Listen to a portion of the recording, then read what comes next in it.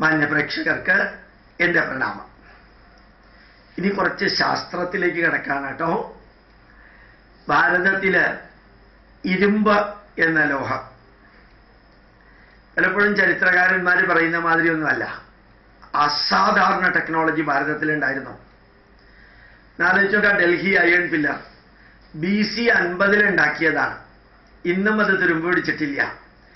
ഏത് സ്റ്റീൽ ഒഴിച്ച ഏത് ഇരുമ്പ് ഉപകരണവും സാധാരണഗതിയിൽ തുരുമ്പ് പിടിക്കും.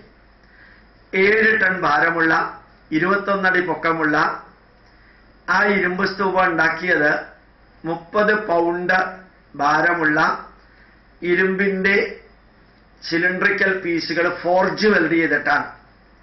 ഫോർജ് വെൽഡ് ചെയ്യുക എന്ന് പറഞ്ഞാൽ 10,000 1550 ഡിഗ്രി ചൂടാക്കണം.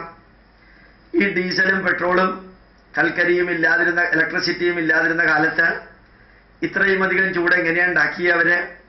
എങ്ങനെയാ ഫോർജ് വെൽഡ് ചെയ്തത്? എങ്ങനെയാ ഇരുമ്പിൽ അവര് സമുദ്രഗുപ്തന്റെ പേരെഴുതിയത്? ഇന്നും അത് തുരുമ്പ് പിടിക്കാതിരിക്കുന്നത് എന്തുകൊണ്ടാ? ആ ഇരുമ്പ് സ്തൂപത്തിന്റെ മുകളിൽ അശോകസ്തംഭം മാതിരി സിംഹത്തിനെ വെച്ചത് എങ്ങനെയാണ്? ഇരുമ്പാണെന്ന് കൂടി ഓർമ്മിക്കുക. ആ ഡൽഹി അയൺ പില്ലർ എന്ന് പറയുന്നത് ഒരു തരത്തില് ഒരു വലിയ പ്രതിഭാസമാണ്. ബാലസുബ്രഹ്മണ്യം എന്ന് പറയുന്ന വ്യക്തി ഡൽഹി അയൺ പില്ലറിനെ കുറിച്ചിട്ടൊരു റിസർച്ച് നടത്തിയിരുന്നു. Indian institute of scientific heritage അത് പബ്ലിഷ് ചെയ്യുകയും ചെയ്തിട്ടുണ്ട്. ധാരാളം ലേഖനങ്ങൾ ഈ ബാലസുബ്രഹ്മണ്യം എന്ന് പറയുന്ന വ്യക്തി, ശരിക്ക് IIT പഠിപ്പിക്കുന്ന പ്രൊഫസർ, അതില് അയൺ പില്ലറിന്റെ ഓരോ ഭാഗവും അദ്ദേഹം വളരെ വ്യക്തമായിട്ട് കാണിച്ചിട്ടുണ്ട്. നല്ല റിസർച്ച് കണ്ടുപിടുത്തങ്ങളാണ് അദ്ദേഹം നടത്തിയിരിക്കുന്നത്. ഈ ഡൽഹി അയൺ പില്ലറിനകത്ത് എന്തുകൊണ്ടത് തുരുമ്പ് പിടിക്കുന്നില്ല, ഇതെല്ലാം വളരെ വ്യക്തമായിട്ട് എഴുതിയിട്ടുണ്ട്. അത്രയും കപ്പാസിറ്റി ഡൽഹി അയൺ പില്ലർ പോലെയുള്ളത് ഉണ്ടാക്കാനും ഫോർജ് വെൽഡ് ചെയ്യാനും ഭാരതത്തിൽ സാധിച്ചിരുന്നു. അതേപോലെ തന്നെ മധ്യപ്രദേശിലെ ധാർ എന്ന് പറയുന്ന സ്ഥലത്ത് 1050 വർഷങ്ങൾക്ക് മുമ്പ് അത് ഇറക്ട് ചെയ്യാൻ വെച്ചിരുന്ന പില്ലറുണ്ട്. ധാർ പില്ലർ എന്നാ പറയാ. 4-5 വലിയ പില്ലർ, 1 അടി നീളം വീതിയും ഉള്ള സ്ക്വയർ, വളരെ വെയിറ്റ് ഉള്ളതാണ്. 10-90 അടി നീളം വരും എല്ലാം കൂടി ചേർത്ത്. അതിപ്പോ നോക്കിയാലും ഫ്രഷ് ആയിട്ടുള്ള ഇരുമ്പുമാരിയുണ്ട്, ഒരല്പം പോലും തുരുമ്പ് പിടിച്ചിട്ടില്ല. ധാർ അയൺ പില്ലർ എന്നാ പറയുന്നേ. അതിനെ അവർക്ക് ഇറക്ട് ചെയ്യാൻ സാധിച്ചില്ല, അത് അതേപോലെ വെച്ചിരിക്കുകയാണ്. മൂകാംബിക ക്ഷേത്രത്തിന്റെ മുമ്പിൽ അടുത്ത് പോയി കഴിഞ്ഞാൽ കുടശാദ്രിയിലേക്ക് നമ്മൾ പോകുന്ന വഴിക്ക് അവിടെ ഒരു അയൺ പില്ലറുണ്ട്. 1200 വർഷം പഴക്കമുണ്ടെന്നാ പറയുക. ഇപ്പോഴും തുരുമ്പ് പിടിച്ചിട്ടില്ല. കൊടുമണൽ എന്ന് പറയുന്ന സ്ഥലത്ത് ഗംഭീരമായിട്ട് വാളുകൾ ഉണ്ടാക്കിയിരുന്നു. അതും ഇരുമ്പാണ്. ഇത് 2200 വർഷങ്ങൾക്ക് മുമ്പുള്ളതാണ്. അതേപോലെ BC 300 അലക്സാണ്ടർ ഇന്ത്യയിലേക്ക് വന്ന് തിരിച്ചു പോകുമ്പോൾ പോറസ് അഥവാ പുരുഷോത്തമൻ, പേഷ്വാർ എന്ന നഗരം ഉണ്ടായത് ഈ പുരുവിന്റെ പേരിലാണ്. അമ്പിയും പുരുവും നിങ്ങൾ കേട്ടിട്ടുണ്ടാവും.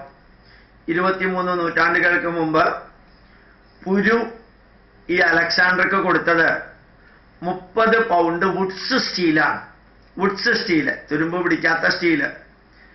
ആ സ്റ്റീലും കൊണ്ട് ബനാറസിൽ നിന്ന് 2 ബ്ലാക്ക് സ്മിത്ത്, ഇരുമ്പിൽ പ്രവർത്തിക്കുന്നവരെയും കൊണ്ട് അദ്ദേഹം തിരിച്ച് നാട്ടിലേക്ക് പോകുമ്പോൾ ബാഗ്ദാദിൽ എത്തിയിട്ട് ബാഗ്ദാദിൽ വെച്ചിട്ടാണ് ഈ വുഡ്സ് സ്റ്റീലിനെ ബനാറസ് സ്വേഡാക്കി മാറ്റുന്നത്. പക്ഷെ ബാഗ്ദാദിൽ വെച്ച് മാറ്റിയപ്പോൾ ബനാറസ് സ്വേഡിനെ ബാഗ്ദാദ് സ്വേഡാക്കി മാറ്റി. ഡമാസ്കസ് സ്വേഡാക്കി മാറ്റി. ഇപ്പൊ ഡമാസ്കസിൽ ഉണ്ടാക്കിയ സ്വീഡിനെ ഡമാസ്കസ് സ്വീഡ് എന്ന് പേര് വരാൻ കാരണം അത് ഡമാസ്കസുകാരുടെ ടെക്നോളജി അല്ല, ബനാറസുകാരുടെ ടെക്നോളജിയാണ്. അപ്പൊ തുരുമ്പ് പിടിക്കാത്ത ആ സ്റ്റീൽ കൊണ്ട് ഉണ്ടാക്കിയിരിക്കുന്ന വാൾ ഉപയോഗിച്ചാല് ബനാറസ് മസ്ലിൻ സാരി ഒറ്റയടിക്ക് 2 കഷ്ണമാക്കി മാറ്റാൻ പറ്റുന്ന പറയാം. അത്ര ഷാർപ്പാണെന്ന് പറയാം. ആ അലക്സാണ്ടർ ഈ 30 പൗണ്ട് വുഡ്സ് സ്റ്റീൽ കൊണ്ട് ഉണ്ടാക്കാൻ സാധിക്കുന്ന 1000 കണക്കിന് വാളും കൊണ്ടാണ് തിരിച്ചു വന്നിരുന്നതെങ്കിൽ ഒരുപക്ഷെ ഭാരതം അലക്സാണ്ടറുടെ മുമ്പിൽ അടിയറ പറയേണ്ടി വരുമായിരുന്നു. ഏതായാലും ഇങ്ങനെ ഈശ്വരാനുഗ്രഹം കൊണ്ട് തിരിച്ചു വന്നില്ല. ഭാരതം രക്ഷപ്പെട്ടു, ഭാരതീയര് പ്രതിരോധിച്ചു എന്നുള്ളത് ആദ്യ ഭാഗം. അപ്പൊ ഇരുമ്പിന്റെ കാര്യത്തിൽ ഭാരതത്തിന് അസാധാരണമാം വിധത്തില് സയന്റിഫിക് ആൻഡ് ടെക്നോളജിക്കൽ നോളജ് ഉണ്ടായിരുന്നു.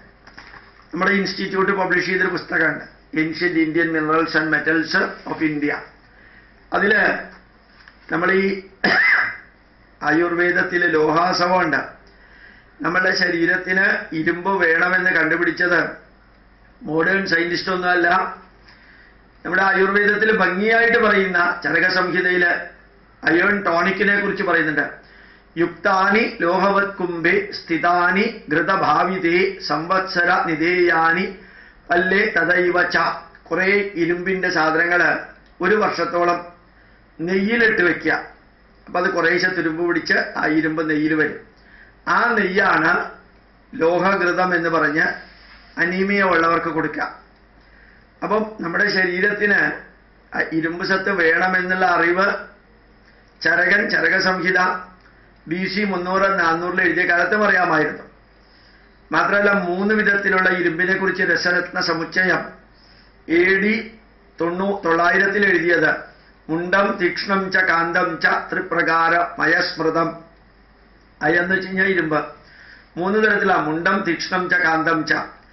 3 important classes of iron have been mentioned in the textbooks. ആ മുണ്ടലോഹം, തീക്ഷ്ണലോഹം, കാന്തലോഹം. പിന്നെ കാന്തത്തെ കുറിച്ച് പറയുന്നുണ്ട്. ഭ്രാമകം ചുംബകം ചെയ്വ കർഷകം ദ്രാവകം തഥാ. 3 തരത്തിലും 4 തരത്തിലും 5 തരത്തിലുള്ള കാന്തമുണ്ടാക്കാൻ പറ്റിയ ഇരുമ്പിനെ കുറിച്ച് പറയുന്നത്. ചതുർവിധം കാന്തം രോമകാന്തം ച പഞ്ചമം. 4 തരത്തിലുള്ള കാന്തലോഹമാണ് ഉള്ളത്. ഒന്നാമത്തേത് ഭ്രാമക കാന്തം, 2 ചുംബക കാന്തം, 3 കർഷക കാന്തം, 4 ദ്രാവക കാന്തം, 5-ാമത്തേത് രോമകാന്തം. രോമക കാന്തം എന്ന് പറഞ്ഞാൽ കുഴപ്പമൊന്നുമില്ല. ഷഡ്വിധം തീക്ഷ്ണമുച്യതി. നമ്മുടെ കാർബൺ സ്റ്റീല് 6 വിധത്തിലാണുള്ളത് എന്ന് പറയുന്നു. മൃദു കാണ്ഡം കുടാരം ത്രിവിധം മുണ്ടമുച്യതി. മുണ്ടലോഹം എന്ന് പറയുന്ന ഇരുമ്പ്, അതായത് പിഗ് അയേൺ, നമ്മൾ പറയുന്ന പച്ചിരുമ്പ്, അത് 3 തരത്തിലുണ്ട്. മൃദു കാണ്ഡം കഠാരം ത്രിവിധം മുണ്ടമുച്യതി. ശരിക്ക് വളരെ ഡീറ്റെയിൽസ് ആയിട്ട് ഇരുമ്പിനെ കുറിച്ച് നമ്മുടെ ഗ്രന്ഥങ്ങളിൽ പറയുന്നുണ്ട്. അത് പ്യൂരിഫൈ ചെയ്യാനും അത് ഉപയോഗിക്കാനും മരുന്നുകൾക്ക് ഉപയോഗിക്കാനും വരെ ഉള്ള ഇരുമ്പിനെ കുറിച്ചുള്ള വിവരണങ്ങൾ ഭംഗിയായിട്ട് തരുന്നുണ്ട്. പല പല മണ്ഡപങ്ങളിലും ഇരുമ്പ് ഉപയോഗിക്കുന്നുണ്ട്. പല രാജാക്കന്മാരുടെ കോട്ടകൾക്കകത്ത് കടക്കാനുള്ള വാതിലുകൾ ഇരുമ്പിന്റെ ഷാഫ്റ്റ് കൊണ്ടാണ് ഉണ്ടാക്കിയിട്ടുള്ളത്. ഇരുമ്പ് എന്ന ലോഹം ഭാരതത്തെ സംബന്ധിച്ചിടത്തോളം ഏറ്റവും ധന്യമായ രീതിയിൽ അറിവ് ഉള്ളതായിരുന്നു. മാത്രമല്ല, ഈജിപ്തിലെ പിരമിഡുകൾ ഉണ്ടാക്കാൻ 20,000 ഉളികൾ, 20,000-ഓളം ഉളികൾ ബനാറസിൽ നിന്നാണ് ഒട്ടകപ്പുറത്ത് കൊണ്ടുപോയിരുന്നത് അത്രേ. അപ്പോ ഈജിപ്തിലെ ഈ പിരമിഡുകൾ ചിസിൽ ഉപയോഗിച്ച് വെട്ടി ആ കല്ലുകൾ ഇതാക്കാൻ പോലുമുള്ള സാധനങ്ങൾ ഇന്ത്യയിൽ നിന്ന് കൊണ്ടുപോയ കാലമുണ്ടായിരുന്നു. നമ്മുടെ നാട്ടിൽ ഇരുമ്പിന്റെ ഉപയോഗം വളരെയധികം കാലമായിട്ട് അത്രഞ്ചിക്കേര തുടങ്ങിയ ധാരാളം സ്ഥലത്ത് ഇരുമ്പ് ലോഹം അതിൻ്റെ ഓഴ്സിൽ നിന്ന്, ധാതുക്കളിൽ നിന്ന് വേർതിരിച്ചെടുക്കാനുള്ള നല്ല സംവിധാനങ്ങളും ഉണ്ടായിരുന്നു. ത്രൂ ഔട്ട് ഭാരതത്തില് ഇരുമ്പ് എക്സ്കവേറ്റ് ചെയ്തിരുന്നത് ഒരേ രീതിയിലായിരുന്നു. ആ ഒരേ രീതിയിൽ ഇരുമ്പ് കേരളത്തിലും കർണാടകത്തിലും, കേരളത്തില് പ്രത്യേകിച്ച് കണ്ണൂർ ഭാഗത്ത്, കർണാടകത്തിലും അത്രഞ്ചിക്കേര, പിന്നെ ദാരിബ, അതുപോലെ ബംഗാള്, ഇവിടെ എല്ലാം ഇരുമ്പയിരുകൾ നിന്ന് ഇരുമ്പെടുക്കാനുള്ള ടെക്നോളജി ഒരേപോലെ ഉണ്ടായിരുന്നത് കൊണ്ട് ചരിത്രകാരന്മാർക്ക് വരെ അതൊരു വിഷയമായിരുന്നു. ആ വിഷയത്തിൽ പറയാറുണ്ട്, ആര്യന്മാർ വന്നു എന്നുള്ളത് ശുദ്ധ അബദ്ധ തിയറി. അതൊന്നും അങ്ങനെ ഒരാളും പുറത്തുനിന്ന് വന്നിട്ടില്ല. ഇവിടെ ഉള്ളവര് അങ്ങനെ സിന്ധു നദീതടത്തിൽ നിന്ന് തെക്കോട്ടും കിഴക്കോട്ടും ഒക്കെ പോയി എന്നുള്ളതൊക്കെ 100% തെറ്റാണ്. കാരണം എല്ലാ സ്ഥലത്തും നിലനിന്നിരുന്ന മെറ്റാലിക് ടെക്നോളജി ഒരേപോലെയാണ്, ഒരു വ്യത്യാസമില്ല. ആരും ഒരു സ്ഥലത്തു നിന്നും ഒരു സ്ഥലത്തേക്ക് പോയിട്ടുമില്ല.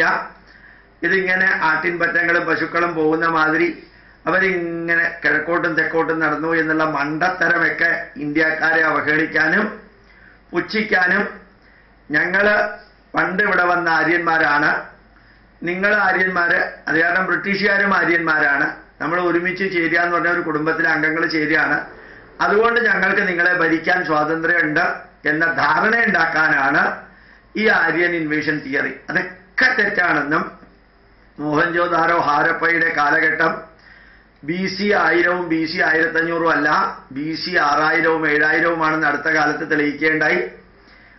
അവിടെയൊക്കെ ശരിക്ക് അയേൺ മെറ്റലർജി നിലനിന്നിരുന്നു എന്നുള്ളത് അത്ഭുതകരമായ അഭിമാനകരമായിട്ടുള്ള വസ്തുതയാണ്.